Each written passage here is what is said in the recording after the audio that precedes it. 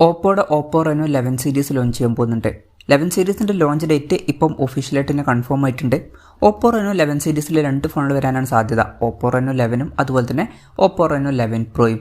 ഇപ്പം ഈ ഫോണിൻ്റെ ഫീച്ചേഴ്സിനെ പറ്റിയിട്ടുള്ള ചില കാര്യങ്ങളൊക്കെ അറിയാൻ കഴിഞ്ഞിട്ടുണ്ട്. അതുപോലെ തന്നെ ലോഞ്ച് ഡേറ്റ് കൺഫേം ആയിട്ടുണ്ട്. എന്തായാലും ഈ ഒരു വീഡിയോയിൽ നമ്മൾ നോക്കാൻ പോകുന്നത് ഓപ്പോ റെനോ 11 സീരീസിനെ പറ്റിയിട്ടാണ്. ആദ്യം നമ്മൾ ഫീച്ചേഴ്സും കാര്യങ്ങളൊക്കെ നോക്കുകയാണെന്നുണ്ടെങ്കിൽ ഓപ്പോ റെനോ 11ൽ OLED പാനലും കാര്യങ്ങളൊക്കെ ആയിരിക്കും വരിക. അതുപോലെ തന്നെ കർവ്ഡ് ആയിട്ടുള്ള ഡിസ്പ്ലേ ഒക്കെ വരും. 120 ഹെർട്സിൻ്റെ റിഫ്രഷ് റേറ്റൊക്കെ ഇതിൽ സപ്പോർട്ട് ചെയ്തേക്കാം. പഞ്ചോൾ ഡിസൈനും ഇതിൽ വരുന്നതായിരിക്കും. പഞ്ചോൾ വരിക ടോപ്പ് സെൻറ്റർ ഭാഗത്തായിട്ടായിരിക്കും. 11 പ്രോയിൽ 1.5K റെസൊല്യൂഷൻ വരുന്ന ഡിസ്പ്ലേ വരുന്നതായിരിക്കും. OLED പാനൽ തന്നെയായിരിക്കും ഇതിലും വരിക. ഇതിലും കർവ്ഡ് ആയിട്ടുള്ള ഡിസ്പ്ലേ 120 ഹെർട്സിൻ്റെ റിഫ്രഷ് റേറ്റും പഞ്ചോൾ ഡിസൈനൊക്കെ വരുന്നതായിരിക്കും. പിന്നെ ഇതിൽ 2160 ഹെർട്സിൻ്റെ PWM ഡിമ്മിങ് എന്നുള്ള ഫീച്ചറും സപ്പോർട്ട് ചെയ്യുന്നതായിരിക്കും. ഈ 2 ഫോണുകളിലും ഇൻ ഡിസ്പ്ലേ ഫിംഗർ പ്രിൻറ്റ് സെൻസറും കാര്യങ്ങളൊക്കെ വരുന്നതായിരിക്കും. 11 പ്രോയുടെ വെയിറ്റ് വരിക ഏകദേശം 190 ഗ്രാം ആയിരിക്കും. തിക്നെസ് വരിക 8.19 mm ആയിരിക്കും. 11ൻ്റെ വെയിറ്റ് വരിക ഏകദേശം 184 ഗ്രാം ആയിരിക്കും. തിക്നെസ് വരിക 7.59 mm ആയിരിക്കും. പ്രോസസ്സറിൻ്റെ കാര്യത്തിലോട്ട് വരികയാണെന്നുണ്ടെങ്കിൽ അതിൽ അത്യാവശ്യം നല്ല ഡിഫറൻസ് വരുന്നതായിരിക്കും. 11 പ്രോയിൽ സ്നാപ്ഡ്രാഗൺ 8+ Gen 1 എന്ന പ്രോസസ്സർ വരുന്നതായിരിക്കും. അതുപോലെ തന്നെ LPDDR5Xൻ്റെ റാമും UFS 3.1 സ്റ്റോറേജ് ടൈപ്പും വരുന്നതായിരിക്കും. എന്നാൽ 11ൽ mediatek dimensity 8200 എന്ന പ്രോസസ്സറായിരിക്കും വരിക. രണ്ടും അത്യാവശ്യം നല്ല പ്രോസസ്സറൊക്കെ തന്നെയാണ്. എന്നാലും ഏറ്റവും ലേറ്റസ്റ്റ് ആയിട്ടുള്ള ഫ്ലാഗ്ഷിപ്പ് പ്രോസസ്സർ ഒന്നുമില്ല. എന്നാലും നല്ല പ്രോസസ്സറുകളാണ്. ഈ 2 ഫോണുകളിലും സ്റ്റീരിയോ സ്പീക്കേഴ്സും കാര്യങ്ങളൊക്കെ വരുന്നതായിരിക്കും. മിക്കവാറും 3.5 mm ഓഡിയോ ജാക്ക് വരില്ല. അതുപോലെ തന്നെ മെമ്മറി കാർഡ്സിലോട്ട് വരാനും ചാൻസ് ഇല്ല.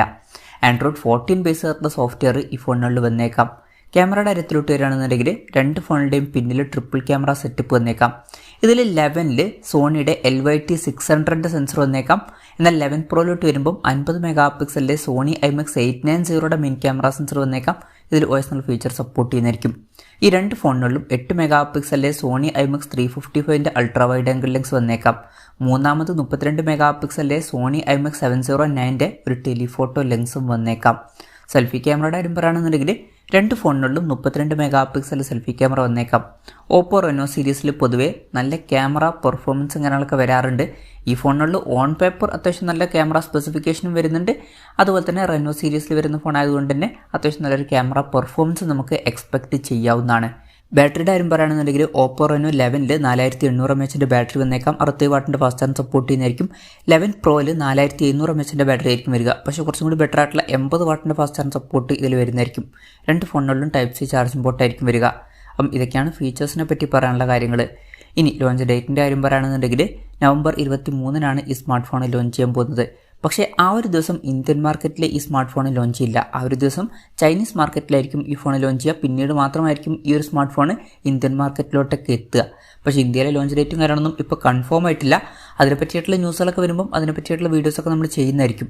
അപ്പം അതുപോലുള്ള വീഡിയോസ് കാണാൻ താല്പര്യമുണ്ടെന്നുണ്ടെങ്കിൽ ഈ ചാനൽ സബ്സ്ക്രൈബ് ചെയ്യാവുന്നതാണ്. വിലയുടെ കാര്യം പറയുകയാണെന്നുണ്ടെങ്കിൽ അതിനെപ്പറ്റിയിട്ടുള്ള കൂടുതൽ കാര്യങ്ങളൊന്നും ഇപ്പം പറയാൻ കഴിഞ്ഞിട്ടില്ല. എന്നാലും നമ്മുടെ എക്സ്പെക്ടേഷൻ പറയുകയാണെന്നുണ്ടെങ്കിൽ ഓപ്പോ റെനോ 11 എന്നുള്ള സ്മാർട്ട് ഫോൺ ചിലപ്പം ഒരു 35,000 രൂപ പ്രൈസ് റേഞ്ചിലൊക്കെ ആയിട്ട് ലോഞ്ച് ചെയ്തേക്കാം. അതുപോലെ തന്നെ 11 പ്രോ എന്നുള്ള സ്മാർട്ട് ഫോൺ ചിലപ്പം ഒരു 50,000-55,000 രൂപ പ്രൈസ് റേഞ്ചിലൊക്കെ ആയിട്ട് ഇന്ത്യൻ മാർക്കറ്റിൽ ലോഞ്ച് ചെയ്തേക്കാം. ചൈനീസ് മാർക്കറ്റിൽ വില ഇതിനേക്കാളൊക്കെ കുറവായിരിക്കും തന്നെയാണ് സാധ്യത.